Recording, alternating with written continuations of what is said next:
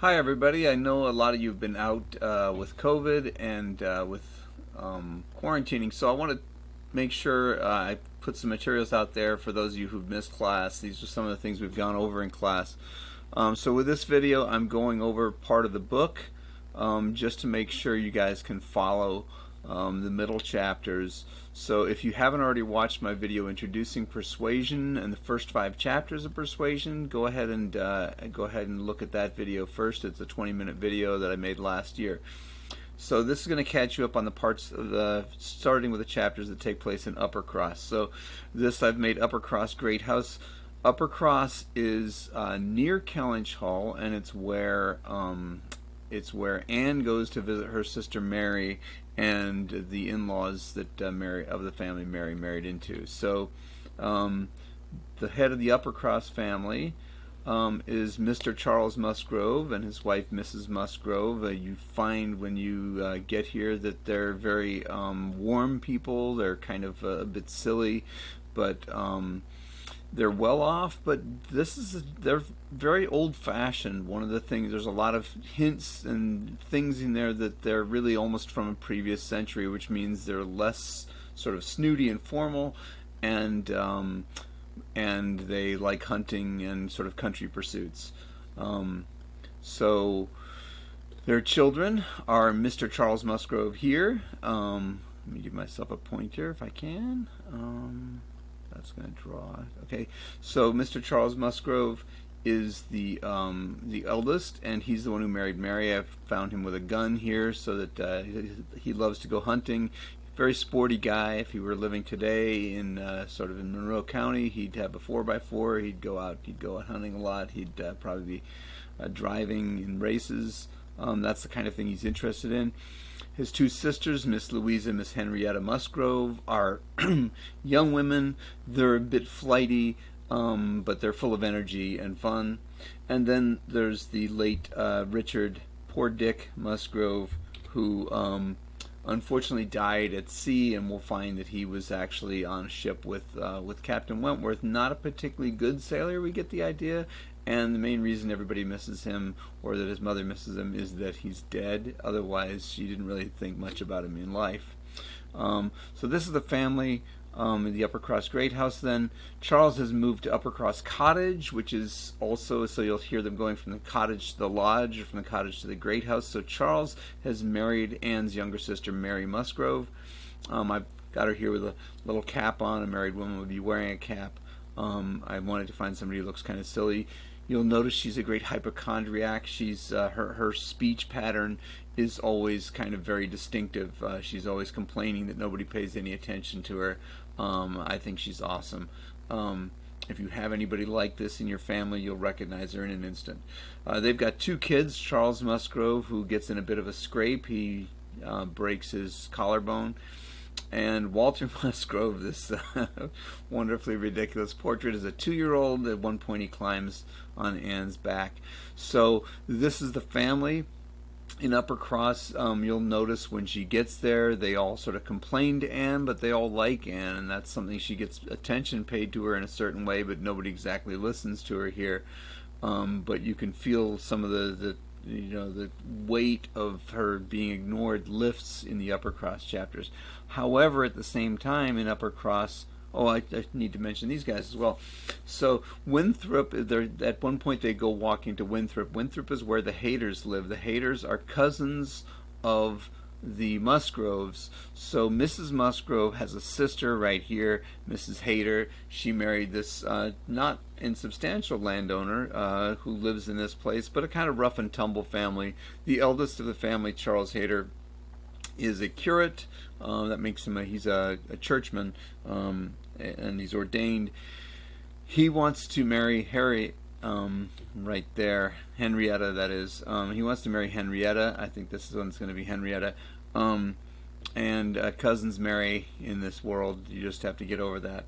So these people, there's too many people named Charles. They get it, but so Henrietta is when she starts getting infatuated with Captain Wentworth. Charles doesn't like that. Anyway, so this is the family of cousins.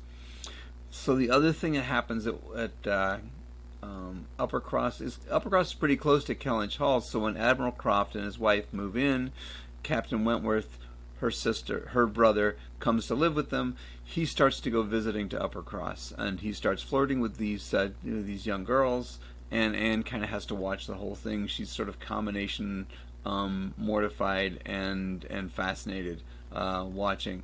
So there's a whole bunch of scenes where she overhears herself talked about. She has to kind of watch him come in. I'll give you some videos that kind of cover a couple of those scenes in particular. But this is where then this world of Uppercross is where she re-encounters Captain Frederick Wentworth, her lost love from 8 years before.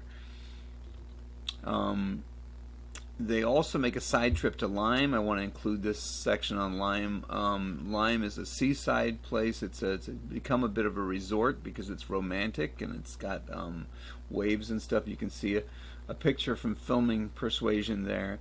It's been filmed several times, and you have to go to Lyme. These are the steps on the Cobb. The Cobb is pretty high. It's about head height there, but I'm going to show you a bit of a video right here. And if I can pull that out to YouTube. Hold on, let me get myself out of the way and watch this on YouTube. So this is the modern one that's being filmed just this year. This is Dakota Johnson. I guess it was filmed last year. And it's coming out this year. So fresh off her triumph in 50 Shades of Grey movies, she is now going to be Anne Elliot and her friends. I assume this is Captain Wentworth here walking with her. They've got the whole film crew. One of the reasons I like this little piece of video is it shows you what Lyme looks like and what the Cobb looks like. This is where Louisa takes her tumble. That's a spoiler for you, I guess. If we wait till the camera swings around, here we've got them bringing it. You can see these steps go pretty high here. So they do get up pretty high, and we see a scene here from up on the top of the Cobb. We're pretty much well above people's head height here, so that would be a long distance to fall. So in Lyme, if I go back to my presentation here, we meet a new cast of characters. We're going to meet oops, didn't mean to start that again. We're going to meet these captains here. So just to kind of a short introduction to them, these are Captain Wentworth's friends there. Captain Harville, Captain Bennick, and then Mrs. Harville. So Captain Harville was injured in the war, and so he's an invalid right now. He likes to live near the sea. That's why they live in Lyme. They live in a tiny little place. He's very clever about making everything fit, and he's made bookcases and stuff for his friend Captain Bennick. And these are a very warm couple. Captain Bennick is a reading man. He likes to read romantic poetry, just like Anne. He's heartbroken. He was going to marry Captain Harville's sister, Fanny Harville, but she died before he came back from South Africa in the Navy, and he came back to find that she had died. So he's living with the Harvilles now, but he is bereft. He has conversations with Anne, who of course understands him because she's heartbroken too.